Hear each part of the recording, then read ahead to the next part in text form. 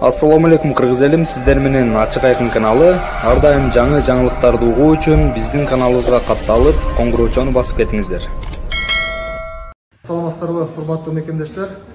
Бүгүн Кемпироватты коргоо боюнча комитет түзүлдү.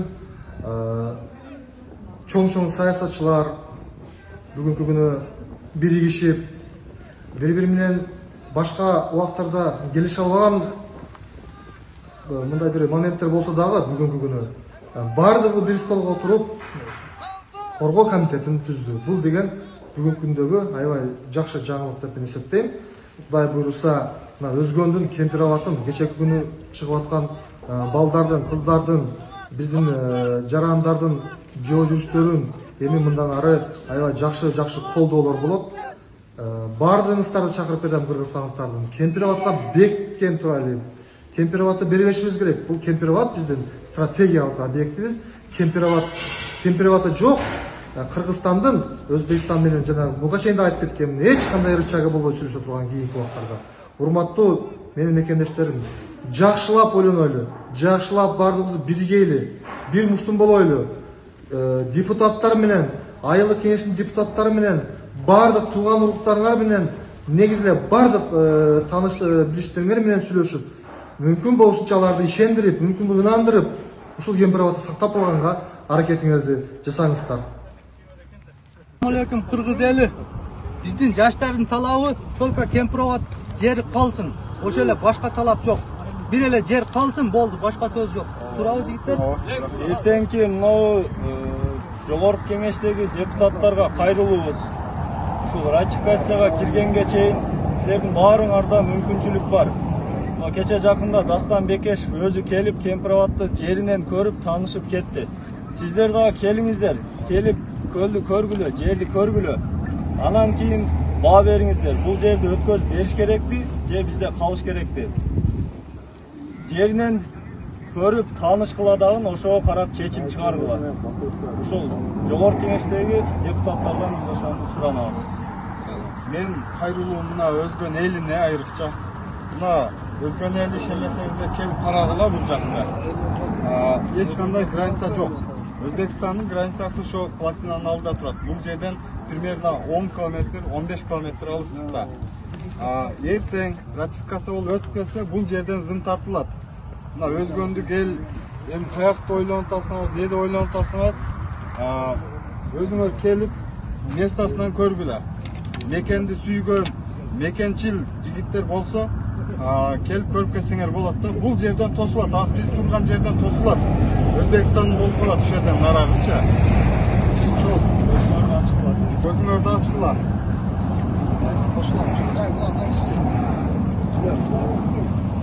Assalamu alaikum, жалпы Жумрай Кыргызстан журту, улуу кыргыз эли. Ушул биздин талабыбыз Кемпироват суу сактагычынын боюнан Кызыл Октябрь айыл өкмөтүнө караштуу эмес, ушул мынабы Красный Маяк айынан бурулуп Бишкектин жолуна карай чыккан жерде Төрткөл айыл өкмөтүнүн ана кызыл участкасынан тартып жатабыз. Ошол жерден кайрылып атабыз биз сиздерге. Кызыл Октябрь айыл өкмөтүнө караштуу жагында мындан да көп жер бар. Бул ана кызыл жакта дагы ошончо жер турат. Көпчүлүк ойлоп атат, ошо Кызыл Октябрь тарабын эле көбү билет экен да. Ош Бишкек жолунан көрсөңөр көл толгондо ушул жерде жакшына болуп көрүнөт. Биз именно ошол жерге келип элге ушул Кемпироваттын баалуулугун, ушунча жердин барды экенин ушу кыргыз журтуна, жалпы дүйнөгө жар салып, ушул жерден кайрылуу жасоону туура таптык. Урматтуу жогорку кеңеште отурган парламенттеги депутаттар, силер ушул жакын арада Өзбекстандын президенти Миромонов Шавкат Мирзиёев келгенден кийин президенттер аралык кол коюулар болот. Ошондон кийин комитетте каралып ратификацияга кирет. Эгер ушул бийлик башында отурган эки достон коркуп, ушул подписиңерди Кемпироваттын кетүүсүнө макулдугуңарды берсеңер, Алланын алдында кандай жооп берериңерди ойлогула. Пайгамбарыбыз Мухаммад Мустафа саллаллаху алейхи ва салламдан хадистин мазмунунда келген мекенди сүйүү ыймандан депчи. Жүрөгүңөрдө ыйманыңар бар, жок дегенде өмүрүңөрдө бир жолу болсо дагы ла илаха иллаллах Мухаммаду Расулуллах деген мусулман адамсыңар, аялың эркегиң дагы. ошол жүрөгүңөрдөгү иман менен сүйлөшкүлө. Учканын учу менен болбойт бу. Жүрөгүңөр менен кеңешип, Алланын алдында ушул эгерде кыянатчылык кылып макулдугуңарды берген болсо, кабыр деген азабы бар. Алланын алдыга барганда сурак болот. Мекениңдин жери башка мамлекетке өтүп кетип баратканда иншалла кандай деген чечим чыгаргансыз дегенде эмне дээриңерди ойлогула. Ага чейин келе азап турак табалдын өзү мусулман баласына кафырына деле жалпы эле ушу Адам алейхисаламдын урпагына жетиштүү болуп ошоктурукту.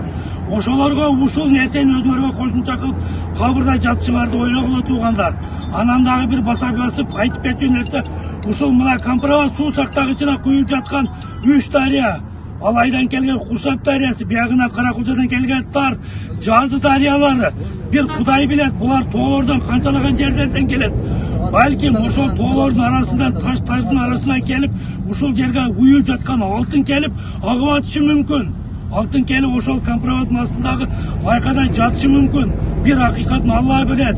Балким Өзбекстан ошону чоттоп аткандыр. Ошону дагы эске алгыла.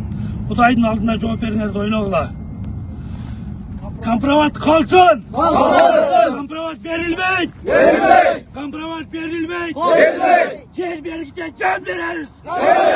Yer vergiçe can veririz! Yer vergiçe can veririz! Ben uşul yerge Komprovodga başımda kadık kılıp saydım. Eğer de Özbekistan'a ötüp ketken bolsa, Özbekistan'a da kayırlam. Şavkat Miromonoviç, oşul siz kadık kağa turgan çukurlardın, yağmaların orduna meni kalkıp koyup üstüne kalınız. Biz uşul çeşimde kabul aldık. Aldık.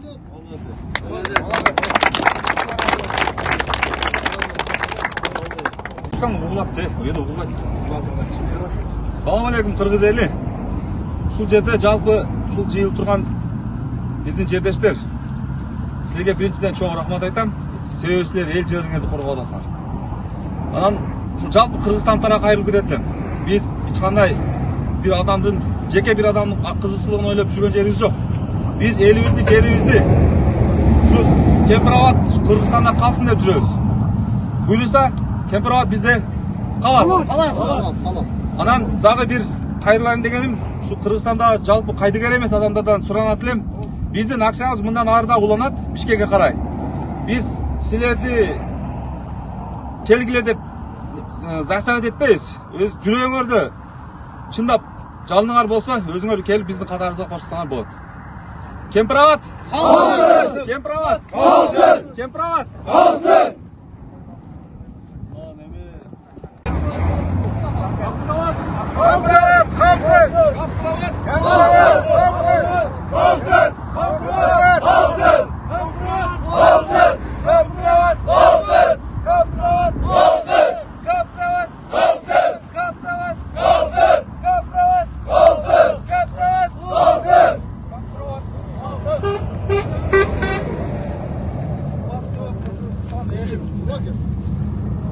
Sizlerge hayırlılığının sebebi bizdin ata-babamыздың jeri bolgon Kızılok Dağı'ndagı Komprovod su saktagычынын asты bizdin ata-babalarımыздың jeri. Biz oşo maалда жаш балдар edek. 65-жылы өттү деген мейли, өттү деп койсун.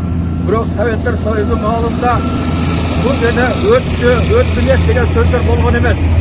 Себеби Советтер Союзу бардыгында бирдей болду.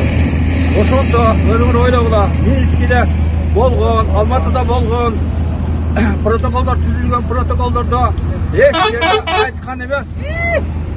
Ушул жерлер Өзбекстандыкы деп.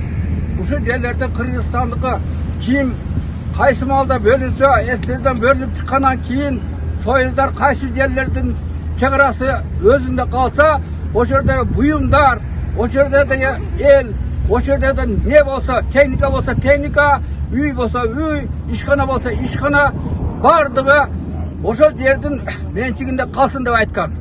Эмне үчүн азыр келип, кийин күндөрү Компровод жөнүндө сурап атат булар. Компровод бул стратегический объект болуп эсептелет. Себеби астында эки ГЭС турат. Ал ГЭСтерди бизге ээ кылбай, Өзбекстан биздин ГЭСибиз деп турат. Себеби ал биздин жерде турат. Biz al gelsin köp nerseni talap kılsak bolot. Ekinci jagadan bizdin kança yerlerimizde su basıp ketdi. Üylerden su çıktı. Oşoga dagı болуптур деп койдук. Кара суудун канча жерлери жараксыз болду. Ошону эч ким айткан жок. Биздин кыргыздар дагы эле жоош экенбиз, эчтеке деген жокпуз. Кыргызстан, Өзбекстан ошондой болгондо качан эле компенсациялык төлөгүлө, же болбосо ишердин төлөгүлө деп айтат. Биздин элдер антип айткан жок. Мына саудулук менен ушул жерге келдик. Дагы болуптур деп турган менен мына кийин күндөрү кайра биздин компровод жөнүндө булар суу чыгарып атат. Өзүңөр ойлоп көргүлө, компровод биздики, кыргыздыкы, биздин кыргыздын элибиздики. Мына 1 жыл мурда мен айтканмын, 9-чу горизонталга эмне үчүн булар асылат деп.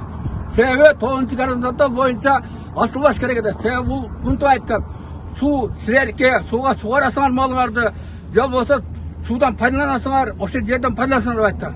Жок, андай эмес. Себеби ошол маалда мен айткам, булар 9-чу горизонталды бекерден сураган эмес. Сураган үчүн булар башка нерсени ойлоп атат деп айткам. Мына ошо айткан нерсем келди. Элибиз көрүп атат. Булар Өзбекстан талашкан жок. Просто биздин Кыргызстандын чоңдору түшүндүбү, түшүнбөдү, ушуну өткөзөбүз деп атат. Бирок өткөзөлүк. Кудайга шүгүр, биз өткөзбөйбүз. Баарыбыз өткөзбөйбүз.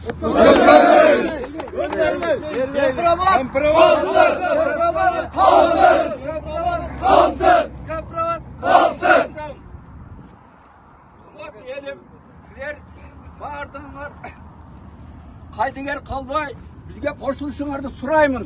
Элдерден Кыргызстандын халкынан компровод калсын! Компровод калсын!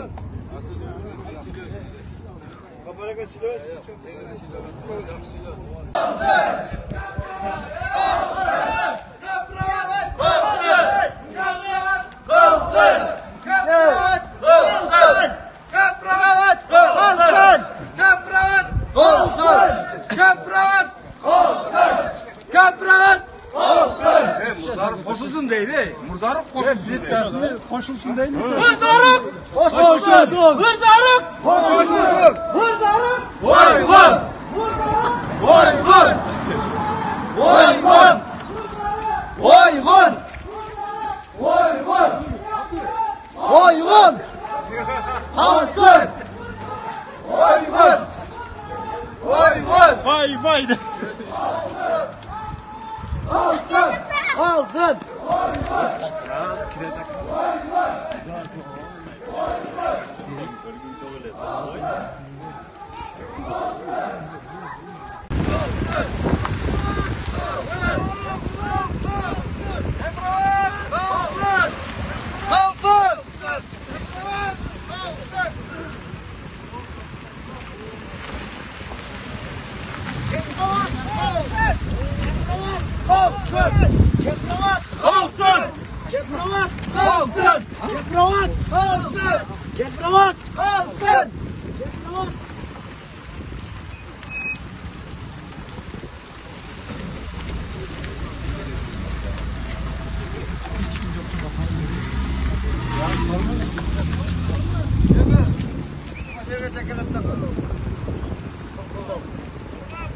Bak oraya bakın.